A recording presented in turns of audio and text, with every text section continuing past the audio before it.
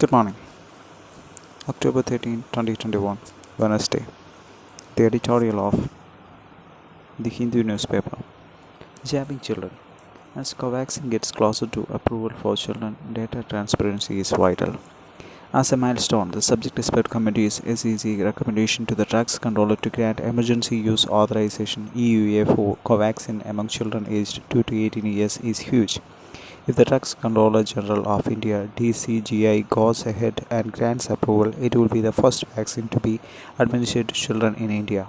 While one other vaccine, Psycho-V D, has been granted EUA, it is still to be administered. Trials have started with the Serum Institute Covovax for children, extending the timeline of any other COVID-19 vaccine for actual use in children. On the front of it, it seems like a tremendous achievement within a short period. While the data seem to have convinced the SEC that there is cause to make its considered recommendation, none of that is yet in the public domain. At the time of SEC's announcement, Bharat Biotech presented interim data from the Phase 2-3 trials to the DCGI, as the safety follow-up is longer in this case. 1 month after the 2 doses, an immunogenicity check and safety follow-up are done. According to reports, the company claimed the data indicated that the vaccine used the same product and presentation as the adult vaccine was safe. The 2-dose Covaxin was administered to 525 children 28 days apart, after it received the nod to conduct trials on children in May this year. A possibly unintended but welcome outcome of the pandemic is the stress on being transparent about scientific data generated in trials. Data from other vaccine trials have routinely been posted in the public realm, not just with state regulators. Working on vaccine or drug regimens with children is challenging on many fronts. To start with, it is not merely a case of sizing down adult dosage for children. Children have distinct developmental and physiological differences, and WHO recommends that clinical trials in children are essential to develop age-specific, empirically verified therapies and interventions to determine the best possible treatments for them.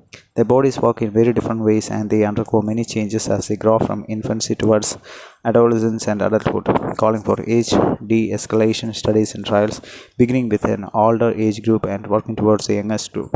Another question experts are raising is whether the cohort of 525 children is large enough to wing an EUA, or if incremental numbers should be added, given the size of the target pediatric teen population. Many of these questions are easily addressed with publication of the data, while a recommendation is only that it has indeed raised extraordinary expectations in the community.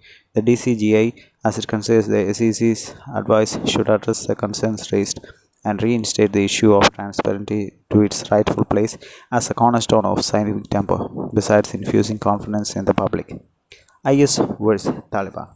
No matter who is in power in Kabul, Afghanistan sees little prospect of peace. The suicide attack on a mosque in Kunduz last week, killing at least 50 people, all of them from Afghanistan's persecuted Shia minority, is a grave reminder that the conflict in the country is far from over. The Islamic State Khorasan ISK, the Afghanistan-based arm of the terrorist organization, has claimed responsibility.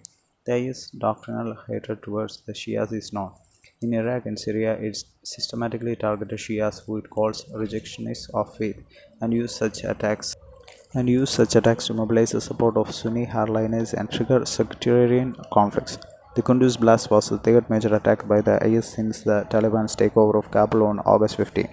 Days later, an IS suicide squad attacked Kabul airport when thousands of Afghans were desperately trying to flee the country, killing at least 170 Afghans and 13 American soldiers. On October 3, a bomb targeted a memorial service being held for the mother of the Taliban spokesman, Sabihul La Mujahid, in a Kabul mosque, killing 5. All these attacks suggest that the ISK's ability to strike has grown. The group, which started operating in Afghanistan's eastern provinces after it suffered setbacks in Iraq and Syria in 2015-16, is no longer confined to the east. When the Taliban captured power in 1996, their main promise was to provide security to a people who were living through almost 2 decades of civil war. The Taliban had taken control of almost 90% of the country and established order through the implementation of their brutal code. This time, the Taliban control almost all of the country, but still struggle to establish order.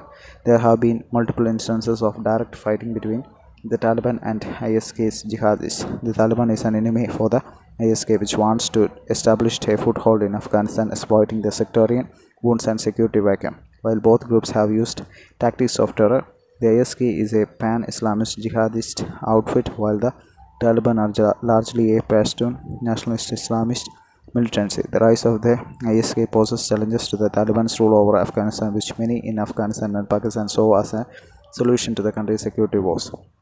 On one side, their promise to provide a security looks hollow. Afghanistan cities under the Taliban remain as insecure as they were under the previous Islamic Republic. On the other hand, even if the Taliban, under pressure from Afghanistan's donors and the public, want to make some concessions on the many restrictions already imposed, they would come under pressure from the more extremist ISK, which says the Taliban are not Islamic enough. For the people of Afghanistan who are caught between the devil and the deep blue sea, the war that started 40 years ago continues, no matter who is in power in Kabul.